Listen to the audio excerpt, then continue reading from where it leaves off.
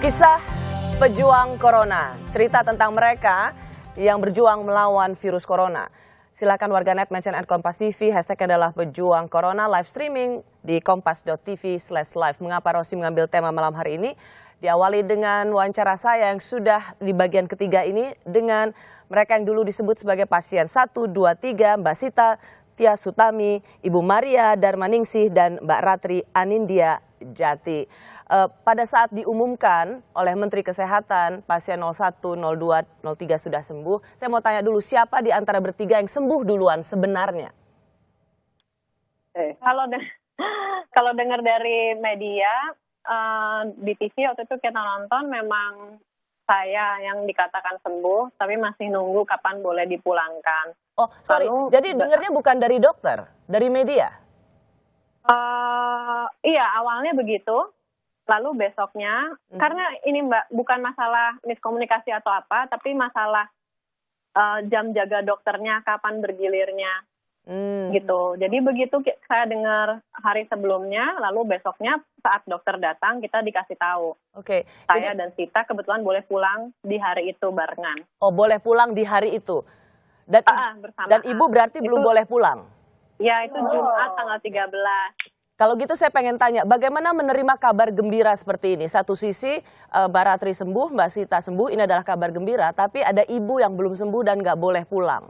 Iya, saya sih waktu dokter datang dikabari gitu, saya bilang, oh gitu ya dok, tapi ibu belum bisa pulang, dan saya polos aja nanya, boleh nggak sih kita nginep semalam lagi? Aku nggak tahu dokternya reaksinya gimana, karena kan pakai APD. Tapi lucunya terus Pak Yuri sore itu bikin pernyataan bahwa pasien 1 dan 3 sudah boleh pulang, tapi ingin menunggu pasien nomor 2 supaya mereka bisa pulang bersama. Tapi itu kayaknya dagelan ya, tapi buat kita. Tapi akhirnya aku sama kita pulang duluan, karena ibu memang ternyata belum negatif. Ya. Jadi kita khawatir waktu itu. Dan pasien ngantri, isolasi pasien ngantri. Iya, dan banyak pasien ngantri juga untuk masuk. Kasihan kalau misalnya mereka nggak dapat ruangan. Tapi saya iya, tentunya. Tapi saya dapat cerita bahwa pada saat waktu mau diumumkan itu, baik Mbak Ratri maupun Mbak Sita sebenarnya belum yakin ibu itu bisa hasilnya baik atau sembuh. Tapi toh tetap membawa kebaya. Apa ini? The power of believing? Kekuatan bagi mereka yang percaya? Iya. Oh ya. Jadi sebetulnya Sabtu malam kita dikabari oleh Direktur RSPI bahwa hari Senin kami akan ditemukan dengan Dr. Terawan karena akan Menteri Terawan karena akan diberi penghargaan, gitu kan ya Sita ya? Karena minta dites harus inisiatif sendiri. Ya, sebagai pahlawan ceritanya gitu. Nah terus begitu saya dengar, saya belum negatif, tapi saya bilang kalau kita ada press conference, marilah kita pakai kebaya. Setuju nggak? Karena saya bukan ibu yang ngatur, tapi saya mengusulkan. Kenapa kebaya? Karena akhir-akhir ini kan banyak gerakan untuk yuk kita pakai kebaya, karena kebaya kan salah satu busana nasional Nusantara, salah satu ya. Kemudian saya juga ingin menjadi bagian yang kampanye tentang kebaya. Jadi yuk kita nyelipkan kampanye kita juga, yuk kita pakai kebaya. Kok ternyata Ratri dan Sita suka sekali. Dan kita ngotot aja sih Mbak, jadi Sita terus nanya situasinya ibu ke Pak Dirut, RSPI. Kita pokoknya bilang kalau ibu belum bisa keluar, kita nggak mau terima ketemu Pak Menteri gitu. Aku bilang ke direkturnya, aku bilang Pak, tolong dicek ibu. Maksudnya karena kami nggak mau gitu menerima penghargaan tanpa ibu, karena itu kekuatan kami itu di ibu. Oke. Saya ingin sekali lagi memperjelas apa yang saya dengar. Jadi mau diberi penghargaan, tapi Mbak Sita dan Mbak Ratri nggak mau menerima penghargaan itu karena ada ibu yang belum sembuh. Iya. Karena ibu adalah sumber kekuatan Anda berdua. Iya, itu tuh selama dari kita pulang tuh aku benar setiap hari berdoa, meditasi segala biar ibu cepat keluar gitu. Karena kita juga ya kasihan ibu sendirian gitu kan. Jadi kita udah dengan positive thinking aja, semoga ibu keluar dan akhirnya tuh pas kita udah sampai rumah sakit, hampir sampai rumah sakit baru tahu, oke, ibu udah negatif gitu. Akhirnya aku telepon ibu, cepet mandi, beresin, didisinfektan semua barang-barangnya. Ini udah dibawain semuanya gitu. Meskipun saya ingin sekali lagi, Anda sudah banyak bercerita bagaimana Anda dirawat di ruang isolasi.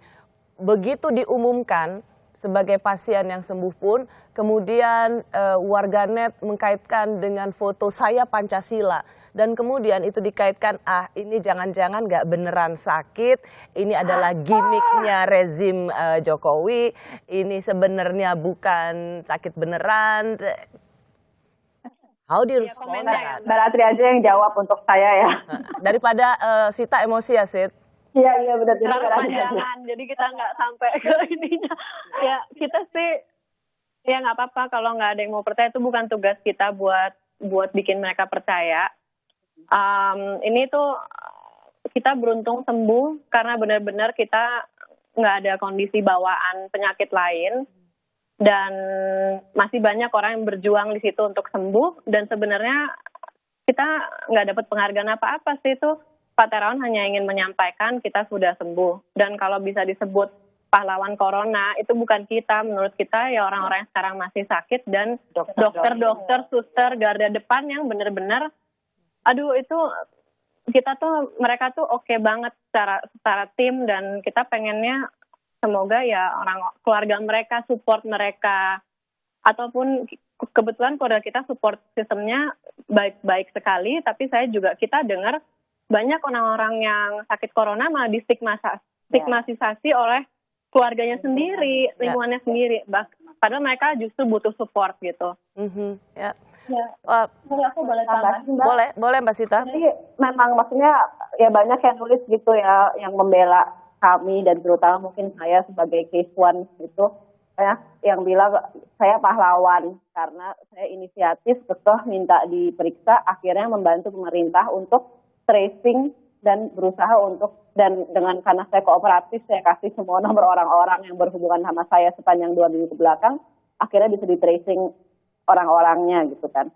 Tapi emang ya itu, menurut saya peran saya cukup hanya di situ aja. Justru pahlawannya itu ya emang garda depan, semua dokter, perawat-perawat, orang lab, tenaga medis, cleaning service, semua yang ada di rumah sakit, yang mereka sepenuh hati merawat kita. Dan aku sih udah ngerasa banget karena kondisi psikis aku gitu ya, mereka tuh benar-benar luar biasa, menganggap kita keluarga.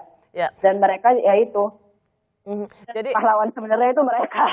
Bu Maria, Mbak Ratri, dan Mbak Sita, meskipun kemarin dalam konferensi pers Menteri Kesehatan mengatakan Anda pahlawan corona, Anda sendiri mengatakan bukan Anda bertiga pahlawan corona, tapi para dokter, tenaga medis lah pahlawan corona.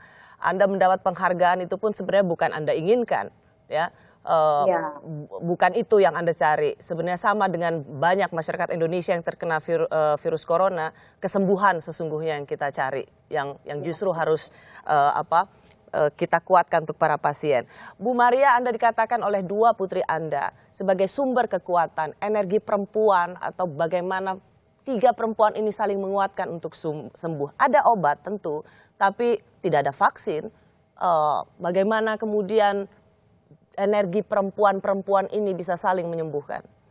Ya, kalau pengalaman saya sendiri, saya bersyukur mendapatkan cinta yang begitu besar dari ibu saya. Dan saya rasa cinta seorang ibu itu yang membuat seorang anak menjadi anak yang kuat. Dan itu yang saya berikan kepada anak-anak. Jadi ketika awal, itu memang Sita nangis-nangis terus. Saya bilang, kamu stop nangis. Cukup ya, saya bilang. Kita sekarang harus menumbuhkan imun. Kita harus bahagia, kita harus senyum dengan penuh hati. Kalau kamu nangis terus, imun itu akan turun. Nah, ini yang saya pesan ke semua orang sekarang ini. Kita harus selalu menumbuhkan kebahagiaan dari diri kita sendiri. Gitu. Nah, ketika kita mulai naik, saya merasa tugas saya selesai, terus saya yang drop. Gantian. Nah, Ratri yang lebih stabil karena dia tidak terlalu mengalami apa-apa, dan dia yang selalu stabil emosinya. Jadi waktu dia diambil isolasi, saya bilang, Ratri, saya kan sedih banget. Aduh, kamu gimana? Nggak apa-apa? Loh, kamu nggak apa-apa? nggak apa-apa kan deket Ibu sama Sita gitu. Jadi saya rasanya oh ya udah gitu. Berarti satu ini yang harus dibantu. Jadi kita berdua membantu Sita gitu. Jadi dokter sebenarnya buat Mbak Sita adalah Bu Maria dan Mbak Ratri. Soalnya Mbak Sita yang paling galak Bu Maria. Jadi emosi. Iya betul. Makasih Mbak, itu ditekankan. Gak apa-apa sekali-sekali. Emosional nih, rasional nih, penuh cinta gitu. It's okay. Kadang-kadang perempuan memang harus galak kok, Sid. Iya. Oke, terakhir untuk Bu Maria, Mbak Ratri, Mbak Sita, terserah siapa yang ingin bicara. Apa pesan penting? Saya senang mendengar tadi Bu Maria, Mbak Ratri juga sempat bilang bahwa this is not about us. Ini bukan tentang kami lagi. Ini tentang mereka yang masih harus berjuang melawan COVID. So, apa pesan penting yang ingin Anda sampaikan? Kalau saya, sekarang kan ada anjuran 14 hari. Saya ingin sekali bahwa semua keluarga yang harus tinggal di rumah itu mengoptimalkan segala hal yang bisa dilakukan bersama. Karena seperti saya juga, saya sibuk ini, sibuk itu, anak-anak sibuk matematik, anak-anak SD, SMP, pendidikannya ya. Sekarang itu waktunya untuk yuk kita gambar bareng, yuk kita main halma, main ular apa itu? Ular tangga ya. Jadi mengoptimalkan hubungan antara ibu, suami, bapak, anak melakukan sesuatu yang kreatif. Itu sangat penting. Dan saya juga healingnya karena saya menggambar selama di isolasi. So it's time to back with the family ya Bu, kembali bersama keluarga yang selama ini bisa jadi terabaikan karena pekerjaan yang begitu sibuk. Saatnya kembali ke keluarga. Aduh senang banget bisa secara langsung bicara sama Bu Maria, sama Mbak Ratri, sama Mbak Sita. Sorry? Boleh tambah satu poin? Go ahead, sure. Kita cuma pengen sampaikan turut prihatin karena memang angka kematiannya sedang naik dan angka positif corona juga Indonesia semakin menaik. Semoga ya kita sudah melalui, tapi masih banyak orang yang masih mengalami kesulitan untuk overcome penyakitnya dan juga untuk mensupport tadi medical staff-nya. Jadi kalau memang ya kita sih kalau kita bisa kasus kita menjadi pembelajaran buat semuanya, buat pemerintah meningkatkan layanan kesehatan masyarakat dan buat keluarga saling suportif dan buat setiap individu memelihara daya tahan tubuhnya itu aja supaya tidak menularkan dan memutuskan tali penularan ini. Kita semua punya tanggung jawab untuk memutus mata rantai gotong royong. Layanan publik sudah ya. Oke. Bu Maria sudah, Mbak Ratri sudah, Sita statement terakhir? Iya, menurut saya itu sih masyarakat jangan takut untuk tes, jangan takut untuk diisolasi, dan banyak-banyak baca info berdasarkan data dan numbers, jadi bisa lebih tenang menghadapi virus corona itu. Dan bahwa kami ini mungkin contoh harapan karena bisa sembuh gitu, bukan sebagai pahlawan, tapi kami ini contoh harapan bahwa kita bisa overcome corona dengan immune system dan ya kekuatan kita sendiri selain obat-obatan yang diberikan oleh tenaga medis. Wow, well said Sita. Terima kasih banyak Bu Maria, Mbak Ratri, Mbak Sita. Kata Bu Maria kita harus bergembira, banyak senyum, saya percaya hati yang bergembira adalah obat mujarab. Terima kasih banyak, stay healthy untuk Anda semua dan kita semua. Bye-bye, thank you, selamat malam. Salah satu garda terdepan penanganan virus corona adalah mereka para tenaga medis. Bagaimana kisah mereka berjuang menyembuhkan para pasien corona? Saya kembali sesaat lagi.